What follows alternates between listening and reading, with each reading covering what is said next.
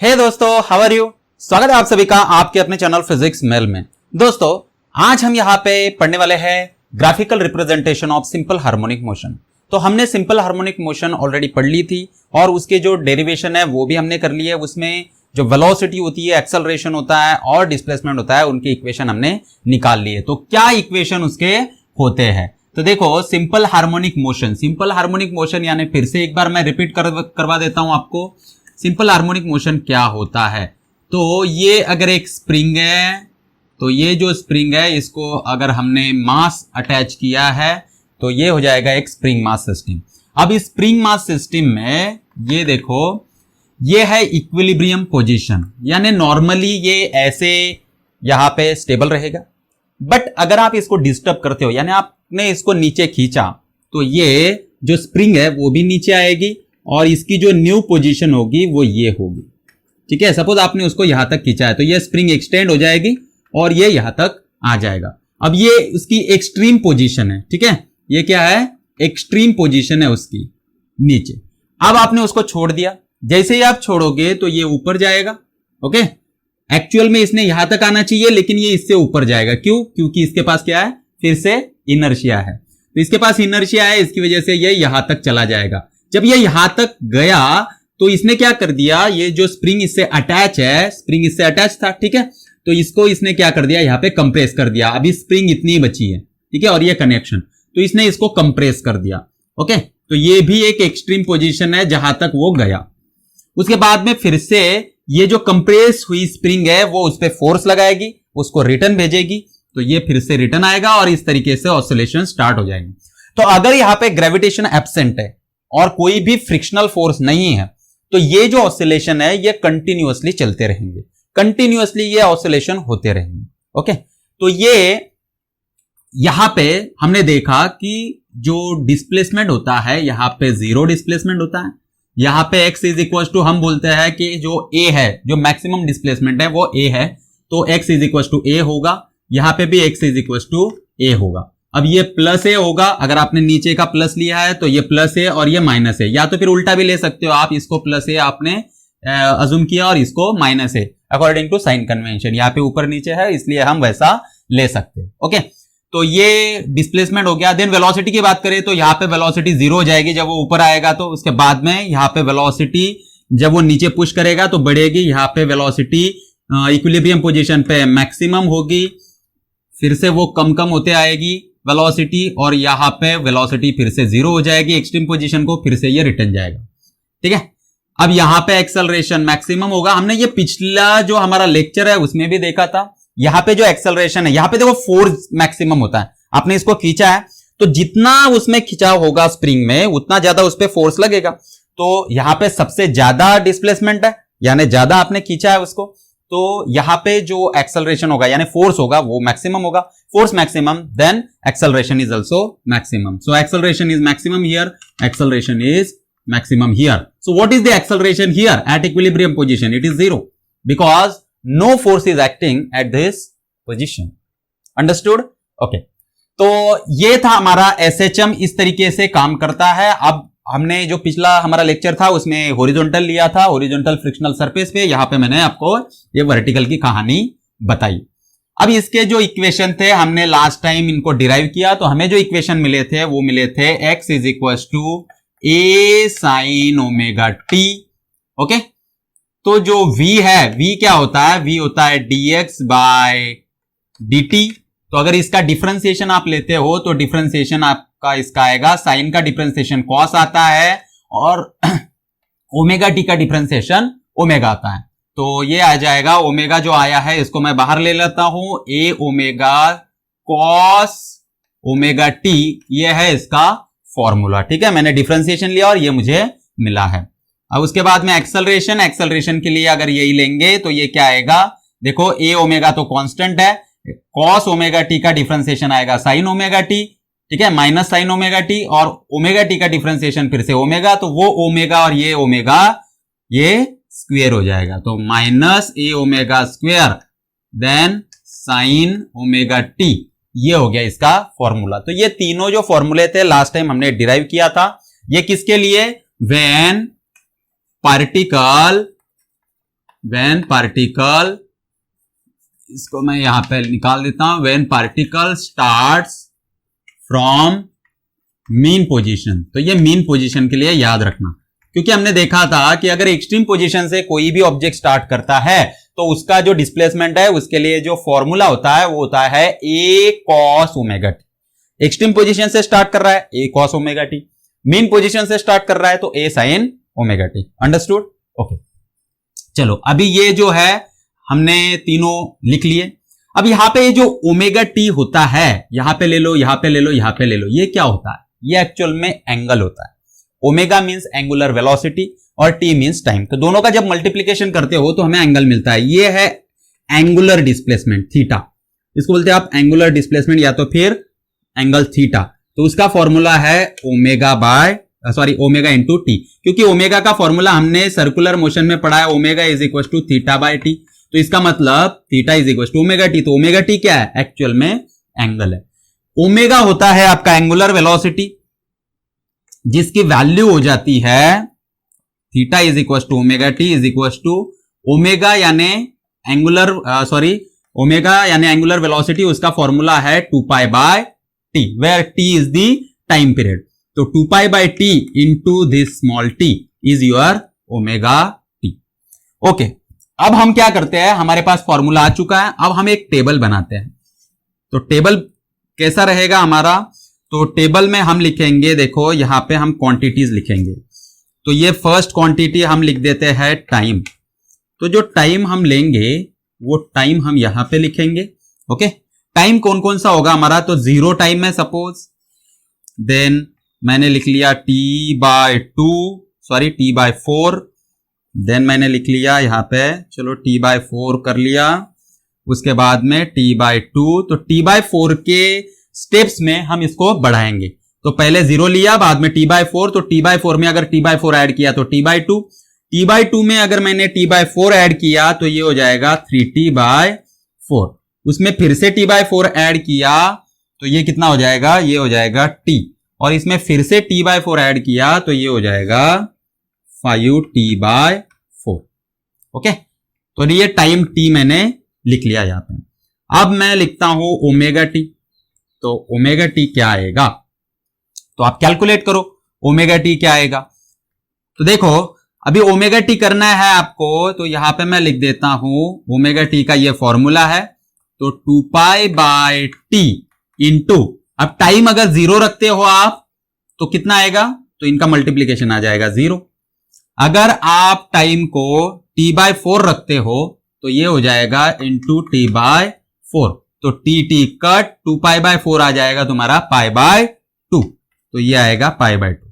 ठीक है, देन अगर मैं t बाय 2 रखता हूं तो ये टी तो कट हो जाएगा, 2 पाई बाय 2 ये हो जाएगा पाई। अगर मैं 3t बाय 4 रखता हूं तो ये टी कट हो जाएगा, और ये 2 जा, तो ये आया 3 पाई बाय 2। आप इसको करके देख सकते हो।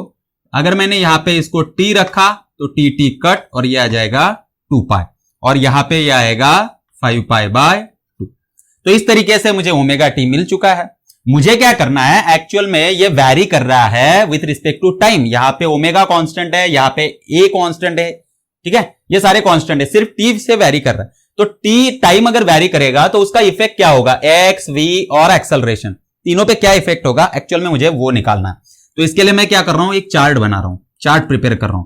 अभी ओमेगा टी मुझे मिल चुका है, तो ओमेगा टी मिलने के बाद मैं डिस्प्लेसमेंट निकाल लेता हूं। ठीक है, तो डिस्प्लेसमेंट एक्स कैसे निकलेगा? तो एक्स का फॉर्मूला है ए साइन ओमेगा टी। तो x is equal to a sine omega t. अब ओमेगा टी का वैल्यू अगर 0 है तो ए साइन 0, साइन 0 की वैल्यू क्या होती है? 0 होती है। तो मैं यहां पे 0 लिख देता हूं। ओके, देन अगर आप इसकी वैल्यू, अब यहां पे ओमेगा टी की वैल्यू अगर पाई बाय 2 डालोगे तो a sine pi by 2, sine pi by 2 की वैल्यू क्या होती है? पाई बाय 2 की वैल्यू होती है साइन पाई बाय 2 की 1। ये एक ट्रिग्नोमेट्रिक फंक्शन है, ये 10th में भी आपने पढ़ा हुआ है, आपको आता है, ये 11 में भी पढ़ा है ट्रिग्नोमेट्री में। जिनका मैथ्स होगा उन्होंने तो 101% पढ़ा होगा। तो पाई बाय 2 की, साइन पाई बाय 2 की वैल्यू होती है 1। तो 1 इंटू ए, ये हो गया आपका ए। देन अगर आप इसकी वैल्यू पाई रखते हो तो फिर इसकी वैल्यू क्या आएगी, sine of pi. Sine of pi होता है 0। देन अगर आप इसकी वैल्यू 3π/2 रखते हो, 3π/2, 3π/2 यानी कितना हो जाता है, वो हो जाता है 270 डिग्री। तो साइन ऑफ 270 डिग्री, 270 डिग्री की वैल्यू, साइन ऑफ 270 डिग्री की वैल्यू होती है -1। तो -1 इंटू ए, ये हो गया -a। देन यहां पे 2π, तो साइन ऑफ 2π की वैल्यू क्या होती है, 0। तो मैं यहां पे इसको 0 लिख देता हूं। और जो 5π/2 की वैल्यू होती है वो π/2 के बराबर होती है, यानी a। तो ये मुझे डिस्प्लेसमेंट मिल गया। उसके बाद में डिस्प्लेसमेंट के बाद मैं निकालता हूं वेलोसिटी। तो वेलोसिटी का फॉर्मूला क्या है, a omega cos omega t। तो v is equal to a omega cos of omega t। अब ओमेगा t की वैल्यू अगर 0 है तो cos ऑफ 0, cos 0 की वैल्यू कितनी होती है, 1 होती है। तो 1 इंटू a ओमेगा, यहां पे आएगा a omega. Then omega t की वैल्यू अगर मैं π/2 रखता हूं तो cos of π/2 cos 90 degree, cos 90 degree की वैल्यू कितनी होती है, 0। तो ये 0 इंटू ए ओमेगा 0 हो गया। देन मैं रखता हूं उसको पाई, तो cos पाई की वैल्यू क्या होती है, -1, -1 इंटू ए ओमेगा, तो ये -a ओमेगा। देन यहां पे रखेंगे वैल्यू 3π/2, तो 3π/2 cos ऑफ 3π/2 क्या होता है, ये होता है 0। तो इसलिए a omega into 0 0। Then cos of 2π, cos of 2π की वैल्यू होती है 1, तो 1 इंटू ए ओमेगा, ये हो गया a ओमेगा। और फिर से अगर आप इसको देखते हो तो इसकी वैल्यू क्या आ जाएगी, 5π/2 की 0। देन एक्सेलरेशन के लिए निकालते हैं। Acceleration a is equal to, a का फॉर्मूला क्या है, a का फॉर्मूला है -a omega square sine omega t। यहां पे ये कैपिटल A का मतलब होता है डिस्प्लेसमेंट, और जो a है उसका मतलब होता है एक्सेलरेशन। कैपिटल A एम्पलीट्यूड है, ठीक है, यानी मैक्सिमम डिस्प्लेसमेंट, और ये जो a है ये एक्सेलरेशन है, ये याद रखना। तो मैं यहां पे रख देता हूं sign omega T. Omega t की वैल्यू अगर 0 है तो ये -a omega square sign of 0 हो गया। साइन ऑफ 0 की वैल्यू क्या होती है, 0 होती है, इसलिए जो एक्सेलरेशन आएगा वो कितना आएगा, तो एक्सेलरेशन आएगा 0। देन अगर आप इसको π/2 रखते हो तो साइन ऑफ π/2 की वैल्यू क्या होती है, वो होती है 1। तो ये 1 इंटू -a ओमेगा स्क्वायर यानी -a ओमेगा स्क्वायर। देन आगे आप उसकी साइन ऑफ पाई की वैल्यू लोगे तो वो 0 आती है, इसलिए मल्टीप्लीकेशन 0। साइन ऑफ 3π/2 उसकी वैल्यू होती है -1, तो -1 इंटू -a ओमेगा स्क्वायर, ये हो गया a ओमेगा स्क्वायर, ठीक है। देन फिर से इसकी वैल्यू आएगी 0 और उसके बाद में आएगी -a ओमेगा स्क्वायर। तो इस तरीके से हमने ये टेबल पूरा बना लिया, टेबल बन चुका है।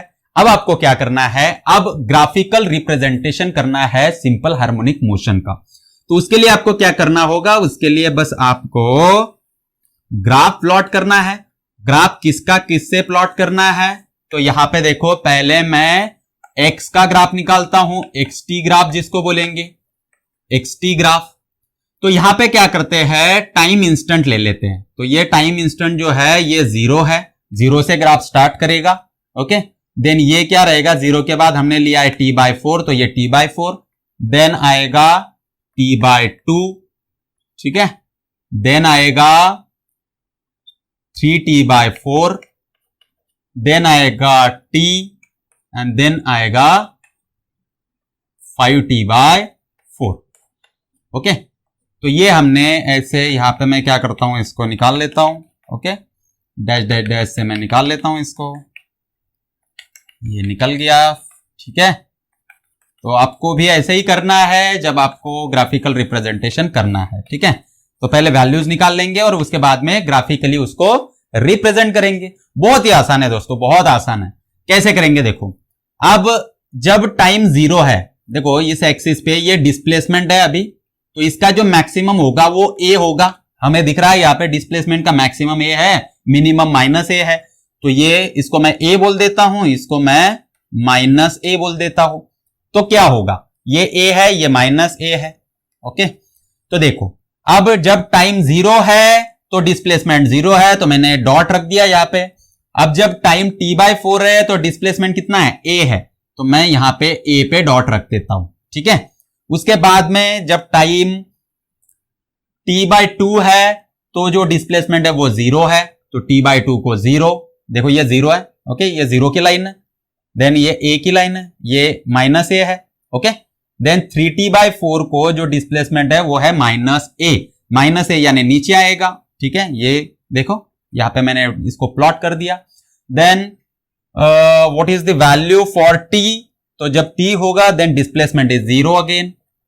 When time is 5t/4 then displacement is a, so here, okay, a।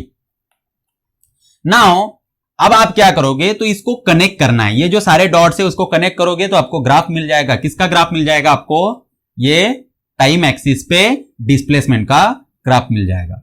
तो देखो इसको जब आप कनेक्ट करोगे तो आपको कर्व से कनेक्ट करना है। कर्व से क्यों करना है, क्योंकि हमने भले ही बीच की वैल्यूज नहीं ली है, बट अगर आप बीच की वैल्यूज लेते हो तो जो साइन वैल्यूज है वो फॉलो होती है। और साइन वैल्यूज कैसी है, साइन ऑफ 30 इज 1/2, ठीक है, साइन ऑफ 30 इज 1/2। जैसे कि यहाँ पे देखो 0 और डायरेक्ट π/2 है, यानी ये जो वैल्यू है ये π/2 एंगल के लिए है, ओके। देन ये पाई एंगल के लिए, ये 3π/2 एंगल के लिए, ये देन 2π के लिए, ओके। तो इस तरीके से ये है। उसके बाद में 5π/2, तो ये एंगल्स के लिए देखो, टाइम और एंगल, टाइम और एंगल यहां पे जैसे है बिल्कुल वैसे ही। तो ये 0 के लिए वैल्यू है, ये π/2 के लिए 1 है, 0 के लिए 0 है, ओके। तो जब 30 डिग्री होगा तो साइन ऑफ 30 होता है आपका 1/2, देन साइन ऑफ 45 होता है 1/√2 यानी 0.707।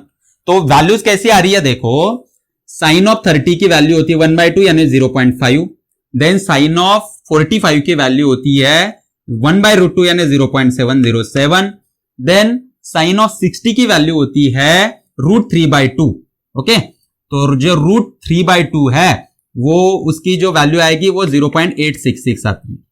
तो अब आप देख लो कि ये 30 के लिए या 45 या 60 के लिए, तो आपको ये जो कर्व दिखेगा, देखो 30 के लिए ये बहुत ज्यादा इंक्रीज है, यानी 0 से 0.5 हो गई। तो 30 के लिए 0 डिग्री के लिए 0 है और 90 के लिए 1 है। तो आपको जो इंक्रीज है वो किस तरीके से दिख रहा है, 0 से 30 डिग्री गया तो बहुत शार्प इंक्रीज है, उसके बाद में इंक्रीज कम हो गया, उसके बाद में इंक्रीज कम हो गया, और यहां पे इंक्रीज बहुत ही कम हो गया। तो आपको ये जो रीडिंग्स है वो कुछ इस तरीके से मिलेगी। ये 30 डिग्री के लिए देखो यहां पे, देन ये ऐसे आपको दिखेगा, इसलिए ये ग्राफ में ऐसे कर्व निकाल रहा हूं। वैसे ही जब ये डिक्रीज होगा तो जब 0 जाना है तो भी ये कर्व की तरह ही आएगा। तो ये ऐसे आ गया। जब फिर से नेगेटिव में इंक्रीज होना है तो भी ये कर्व ही फॉलो करेगा, ओके। साइन वैल्यूज को ये फॉलो करता है, इसीलिए इसको साइन वेव भी बोला जाता है, क्योंकि ये साइन वेव्स को फॉलो करता है। फिर से इसको फॉलो करना है तो कर्व, फिर से इसको फॉलो करना है तो कर्व, ठीक है। तो इस तरीके से ये डिस्प्लेसमेंट का ग्राफ आ गया और इसको आप बोलते हो sine wave, because it follows the sine values. तो ये सारी जो वैल्यूज है वो कौन सी है, साइन वैल्यूज है। तो it follows sine values, that's why it is called sine wave. Then अब हम क्या निकालेंगे, अब हम निकालेंगे, मैं इसको यहां से हटा देता हूं, अभी हम निकालेंगे velocity time graph, VT graph. अब वीटी ग्राफ निकालना है तो ये वाले वैल्यूज हम लेंगे। तो जब टाइम 0 है तो इसकी वैल्यू है a ओमेगा, तो ये 0 टाइम है तो यहां पे a ओमेगा ले लेता हूं मैं, और यहां पे -a ओमेगा। तो यहां से स्टार्ट करेंगे, ये पहला डॉट हो गया। देन जब t/4 है तो इसकी वैल्यू है 0, देन जब t/2 है तो इसकी वैल्यू है -a ओमेगा, यानी यहां पे, ओके, इसके सामने। देन जब 3t/4 है तो इसकी वैल्यू है 0, तो फिर से 0। देन जब t है तो इसकी वैल्यू a ओमेगा, तो फिर से यहां पे, और उसके बाद में 5t/4 के लिए जो है इसकी वैल्यू वो 0 है, तो यहां पे। अब इसको भी कर्व से ही जोड़ना है आपको, तो ये कर्व कुछ इस तरीके से आएगा। इसको मैं कर्व से जोड़ देता हूं, कर्व से जोड़ता हूं, कर्व से जोड़ता हूं, और फिर कर्व से जोड़ता हूं। अब यहां पे देखो, यहां पे कॉस था, ओके। तो ये जो वेव है ये कोसाइन वैल्यूज को फॉलो कर रही है। कोसाइन वैल्यूज देखो 90 के लिए, सॉरी 0 के लिए ये 0 है, एंगल की अगर बात करें तो 0, यहां पे π/2 है। देखो यही जो है टाइम t/4 और एंगल π/2, टाइम t/2 एंगल कितना है, पाई है, ओके। ऊपर एंगल लिखता हूं, नीचे टाइम लिखता हूं, तो यही यहां पे भी फॉलो होगी। देखो ये एज इट इज है, इसलिए मैंने प्रोजेक्शन ले लिया है इसका ऑलरेडी। तो ये जो वैल्यूज है देखो, cos 0 की वैल्यू 1 होती है, देन cos 30 एंगल, जैसे यहां पे 30 होगा तो 30 के लिए 0.866 √3/2 वैल्यू होती है। देन 45 के लिए इसकी वैल्यू हो जाएगी 1/√2 यानी 0.707, और इसकी 60 के लिए 1/2 वैल्यू आती है, और फिर उसके बाद में 90 के लिए ये 0 हो जाता है। तो ये कोसाइन वैल्यूज को फॉलो कर रहा है, इसलिए इसको बोलेंगे कॉस वेव। क्या बोलेंगे? कॉस वेव बोलेंगे इसको। ओके, तो ये ग्राफिकल रिप्रेजेंटेशन इसका हो गया। उसके बाद में हम निकालेंगे एटी एक्सेलरेशन टाइम का ग्राफ हम निकालेंगे। तो एक्सेलरेशन टाइम का जब ग्राफ निकालेंगे तो वो किस तरीके से होगा, तो देखो यहां पे हम क्या करते हैं, टाइम फिर से 0 टाइम को जो एक्सेलरेशन की वैल्यू है वो 0 है, ठीक है। देन t/4 को जो वैल्यू है वो है -a⍵²। तो t/4 ये है, t/4 की लाइन ये है, इसको -a⍵²। तो यहां पे मैं 2 लाइंस निकाल लेता हूं, एक होगा हायर a⍵² और ये आएगा -a⍵²। ये a⍵² दिख रहा है आपको? ये a⍵² नहीं दिख रहा होगा, समझ लेना, a⍵², ये -a⍵²। कंजेस्टेड हो गया, थोड़ा सा जगह नहीं है। तो ये देखो, ये यहां पे, और जो दूसरी रीडिंग है वो है -a⍵² की, जो तीसरी रीडिंग है वो है 0, जो चौथी रीडिंग है वो है a⍵², देन फिफ्थ जो है वो फिर से 0, और सिक्स्थ है -a⍵²। तो ये मैंने पॉइंट्स ड्रॉ कर लिए। अब इनको आपको ज्वाइन करना है तो यहां से स्टार्ट करेंगे। याद रखना, कर्व निकालेंगे, कुछ इस तरीके से कर्व निकालेंगे। देखो, आप देख के आपको वो उसी तरीके से निकालना है। तो ये जो कर्व है इसको आपको फॉलो करना है, ठीक है। तो इस तरीके से ये वेव हो गई। ओके, ये वेव कौन सी होगी दोस्तों? देखो, एक्सेलरेशन टाइम ग्राफ पे ये वेव कौन सी होगी? तो इसको भी हम बोलते हैं साइन वेव। देखो, साइन वैल्यूज को फॉलो कर रहा है, ये भी साइन वैल्यूज को फॉलो कर रहा है। अब आप बोलोगे कि सर ये भी साइन वेव, ये भी साइन वेव, ये कैसे? तो ये दोनों साइन वेव ही है, बट ये मिरर इमेजेस है एक दूसरे की। ये ऊपर से स्टार्ट हो रही, देखो अब मैं अगर इसको अगर मैं ऐसे ये कर लेता हूं, है ना, यहां पे, तो आपको ये जो वेव है ये कैसी दिख रही है? देखो, ये यहां से फिर यहां पे आएगी, तो ये वेव बिल्कुल इसकी तरह ही दिख रही है। यानी क्या है कि ये इसका ही शिफ्टेड वर्जन है। ये जो वेव है ये एक्चुअल में इसका ही शिफ्टेड वर्जन है, बट आप इसको अगर शिफ्ट करते हो तो ये कुछ इस तरीके से नहीं आएगा। आया समझ में आपको? इस तरीके से नहीं आएगा। तो ये जो वेव है जहां पे 0 है, देखो साइन 0 0 होता है, तो यहां पे भी और यहां पे भी साइन 0 0 है, तो वैल्यू 0 है। लेकिन यहां पे देखो, यहां पे 0 है क्या? ये नहीं है, यहां पे 0 नहीं है, यहां पे मैक्सिमम है वैल्यू। तो जहां पे मैक्सिमम वैल्यू है, ये जो मैक्सिमम से स्टार्ट होगा, चाहे यहां से स्टार्ट हो या तो फिर यहां से ऐसे उल्टा भी स्टार्ट हो सकता है, ठीक है। तो ये जो वेव होगी उसको कोसाइन वेव बोलेगा। तो याद रखना, यहां पे मैं आपको एक हिंट दे रहा हूं, एक इंपॉर्टेंट पॉइंट बता रहा हूं कि जो साइन वेव होती है वो हमेशा 0 से स्टार्ट होती है। तो 0 से स्टार्ट हो रही है तो साइन वेव है, अगर मैक्सिमा से स्टार्ट हो रही है तो कोसाइन वेव है। यहां पे ये जो है इसको बोलते हैं हम एम्पलीट्यूड। क्या बोलते हैं? एम्पलीट्यूड बोलते हैं। तो इसका एम्पलीट्यूड यहां पे a⍵, ठीक है, वेलोसिटी का। इसका जो एम्पलीट्यूड है यहां पे a है, a एम्पलीट्यूड है। इसका जो एम्पलीट्यूड है वो a⍵² है। आ गया समझ में? इसको एम्पलीट्यूड बोलते हैं। ओके, और ये जो एंगल्स है इनको फेज बोलते हैं हम। ये π/2 फेज है, ये पाई फेज है, 3π/2, ओके, 5π/2। तो इस तरीके से ये जो फेज है ये आते हैं। समझ में आ गया आपको? ओके, चलो अब इसमें से इस पर से कुछ कंक्लूजन्स निकालते हैं। क्या क्या कंक्लूजन निकलेंगे? तो मुझे यहाँ पे कंक्लूजन अगर लिखने हैं तो थोड़ा सा इसको रफ करना होगा। रफ कर दूं इसको? ओके, चलो इसको मैं यहां से इसको हटा देता हूं, ठीक है, बाकी एज इट इज रखेंगे। इसको यहां से हटा देता हूं मैं। ओके, तो what are the conclusions? Conclusion क्या क्या होंगे? तो ग्राफ से पहली बात तो हमें समझ में आ रही है कि ये जो डिस्प्लेसमेंट है, वेलोसिटी है या तो फिर एक्सेलरेशन है, ये तीनों के तीनों वैरी कर रहे हैं with respect to time. So x, v and t are varying with time. तो पहली बात मुझे समझ में आई कि भाई ये क्या कर रहे हैं, they are varying with time. Okay, second चीज हमें क्या समझ में आ रही है? सेकंड चीज हमें समझ में आ रही है यहां पे कि ये जो डिस्प्लेसमेंट है, डिस्प्लेसमेंट एंड जो वेलोसिटी है, इसमें दोनों में कितने का डिफरेंस दिख रहा है आपको? तो देखो ये इसका शिफ्टेड वर्जन है ये भी, और ये कितने से शिफ्ट होगा? ये अगर 90 डिग्री से यानी π/2 से शिफ्ट होगा तो देखो यहां से देखो तो ये वेव आपको मिल जाएगी, ठीक है। तो ये 90 डिग्री से शिफ्ट हो रहा है, ओके। तो अगर ये 90 डिग्री से शिफ्ट हो रहा है तब अगर आपको ये मिल रहा है, इसका मतलब दोनों में एंगल जो है डिफरेंस, फेज डिफरेंस कितना है?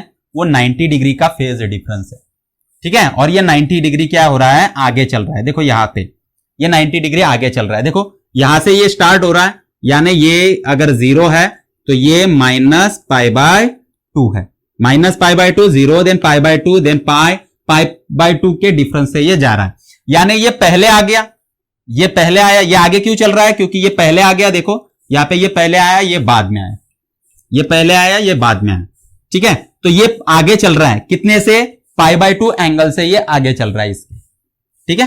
π/2 एंगल से आगे चल रहा है। तो हमें यहां पे समझ में आया कि दोनों में जो डिफरेंस है वो कितना का है? π/2 का डिफरेंस है। अगर हम ये π/2 इसमें यहां पे ये कर दे तो आपको पता चलेगा, इसको अगर π/2 से हम शिफ्ट कर दे, पीछे धकेल दे, तो ये बिल्कुल इसकी तरह हो जाएगा। यानी x एंड v में जो फेज डिफरेंस है वो कितना है?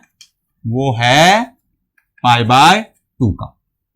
देन अब वेलोसिटी और एक्सेलरेशन को देखो, तो इसको अगर देखोगे तो आपको दिख रहा है यहां पे देखो कि अगर आप इसको शिफ्ट कर दो π/2 से तो ये देखो बराबर ये इसको फॉलो करने लग जाएगा, बराबर है। इसको अगर आप π/2 से शिफ्ट कर दोगे तो ये ऐसे आ जाएगा, दिख रहा है। तो ये बिल्कुल इसको फॉलो करेगा, है ना। तो इसका मतलब ये है कि इसमें और इसमें भी π/2 का फेज डिफरेंस है। तो V and A have phase difference of π/2। तो इनमें भी π/2 का फेज डिफरेंस है। उसके बाद में अगर आप इसको और इसको देखते हो, डिस्प्लेसमेंट और एक्सेलरेशन, इनके ग्राफ को देखते हो, तो इसमें और इसमें कितने का फेज डिफरेंस है? तो देखो इसको अगर आप 90, देखो इसको अगर आप 90 डिग्री से आगे कर दो तो ये बिल्कुल इसको फॉलो करता है। देखो इसका जो, या तो फिर मैं आपको एक सिंपल सी ट्रिक बताता हूं, चलो आगे और एक सिंपल सी ट्रिक बताता हूं। इसका स्टार्टिंग पॉइंट और अपर, ये यहां पे ऊपर जा रहा है, तो ऊपर जाने वाला देखना है आपको ग्राफ, और स्टार्टिंग पॉइंट देखना है, ये यहां पे है, ओके। अब इसके लिए देखो, इसके लिए ये जो स्टार्टिंग पॉइंट है, ये देखो यहां पे डिस्प्लेसमेंट कितना होना चाहिए? 0। और कहां पे जाना चाहिए ग्राफ? ऊपर। तो देखो डिस्प्लेसमेंट 0 और ग्राफ ऊपर चल रहा है, यानी ये पॉइंट है इसके लिए डिस्प्लेसमेंट 0 और अपर जा रहा है, ऐसा पॉइंट ये है। अब इन दोनों में देखो एंगल कितना है, तो दिख रहा है आपको, ये यहां पे इन दोनों में एंगल पाई का है, तो इसका मतलब इनमें फेज डिफरेंस पाई का है। यही रूल आप अप्लाई कर सकते हो इसके लिए भी। कैसे? देखो इसका ये पॉइंट और ऊपर जा रहा है, इसका ये पॉइंट और ये ऊपर जा रहा है, तो दोनों में एंगल कितना हो गया? π/2। अब आप बोलोगे कि सर हम तो ये पॉइंट भी ले सकते थे, तो आपने ये क्यों लिया? तो भाई ये जो है ना, ये फेज डिफरेंस ज्यादा हो जाएगा, ठीक है। तो आपको ये भी याद रखना है कि अगर दो पॉइंट्स है तो दोनों में से पास वाला कौन सा है उसको लेना है, जहां पे मिनिमम फेज डिफरेंस होगा, तो ये ट्रिक आपकी काम कर जाएगी। तो दोनों में जो फेज डिफरेंस है यहां पे x एंड a में हैव फेज डिफरेंस, कितना फेज डिफरेंस है? तो ये पाई रेडियन का फेज डिफरेंस है दोनों में, ओके। देन ये जो पाथ्स है और ये जो पाथ है वो क्या कर रहे हैं? रिपीट कर रहे हैं एक दूसरे को, ये रिपीट कर रहे हैं, ठीक है। देखो ये जो पाथ है ये यहां तक आया, फिर से ये यहां से रिपीट होगा, फिर से ये यहां से रिपीट होगा। तो यहां पे हमें पांचवा जो चीज है वो समझ में आया कि दिस पाथ्स या तो फिर दिस ग्राफ्स आर रिपीटिंग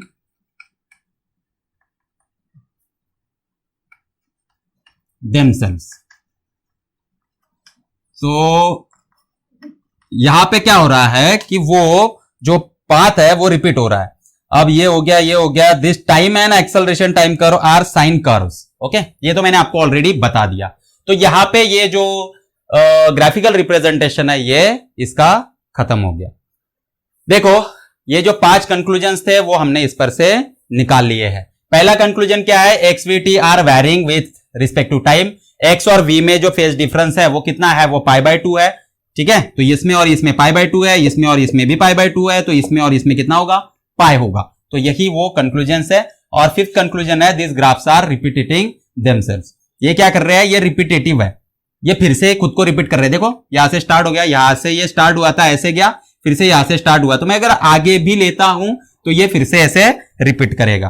तो ये क्या करेंगे, रिपीट करेंगे, खुद को बार बार रिपीट करें। तो मुझे लगता है आपको समझ में आ गया। यहां पे ये जो है वो खत्म हो गया, लेकिन यहां पे ये हमारा वन पार्ट खत्म हुआ है। बस आपने क्या किया है, ग्राफिकल रिप्रेजेंटेशन एसएचएम का कौन सा लिया है, सिर्फ एक ही लिया है, स्टार्टिंग फ्रॉम मीन पोजीशन। तो अभी ये आपके लिए असाइनमेंट है, आपको क्या करना है, स्टार्टिंग फ्रॉम एक्सट्रीम पोजीशन वाला ग्राफ बनाना है। तो आपको ग्राफिकल रिप्रेजेंटेशन कौन सा करना है, graphical representation of SHM, graphical representation of SHM starting from extreme position। इसका आपको ग्राफ बनाना है। इक्वेशन क्या है, इक्वेशन है x is equal to a cos omega t। Displacement के लिए cos होता है अगर एक्सट्रीम पोजीशन से स्टार्ट कर रहा है, और जो वेलोसिटी होगा तो मैं बता देता हूं, ये आएगा आपका -a omega sine omega T. आप कर लेना, आपका आ जाएगा। और एक्सेलरेशन डिफरेंशिएशन के बाद जिनको नई डिफरेंशिएशन आता है उनके लिए मैं लिख के दे रहा हूं। तो जो एक्सेलरेशन है वो आएगा -a omega square cos omega T. ठीक है, तो ये 3 इक्वेशन लेना है और ये इसी तरीके से आपको ग्राफ बनाना है, सॉरी टेबल बनाना है, और उसके बाद में ग्राफ बना के उसको सॉल्व करना।